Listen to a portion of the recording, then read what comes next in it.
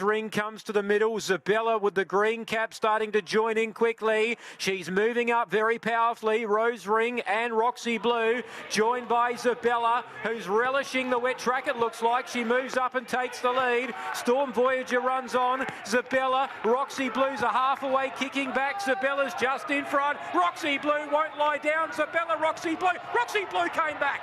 Roxy Blue, I think, worried Zabella out of it. It's a photo. Third's a photo as well. Rose Ring or Storm Voyager, and Catalina Blue last in. Roxy Blue will get it here, number 3. It'll be a first Metropolitan victory for Nichola. Yuen just edging out the favourite, Zabella, which looked home and hosed for much of the last furlong. Rose Ring third, Storm Voyager fourth. I think it's Nicola's first Metro win, John. I believe it is. It's certainly her first win on this track. And, gee, wasn't Roxy Blue game. Set a good tempo.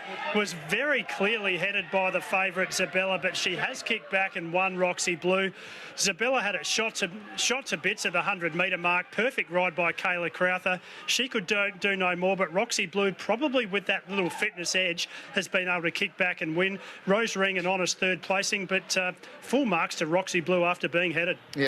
I've had trouble getting further than the first run, where the ringer said to you the other day, the first run's always the best run. But it's sort of, it was a really good run first up this time, was 4 deep to trip.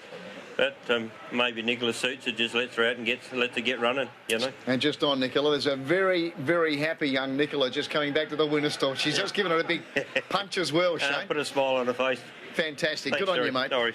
Shane Oxlade there, training with his daughter Cassie, who's on strapping duties there, but great emotion there from young Nichola. She's very excited, and rightfully so. She's one of the state's most improved jockeys. She was around here for a fair while and seemed to be just treading water, if I can be fair, up until about a year or so ago.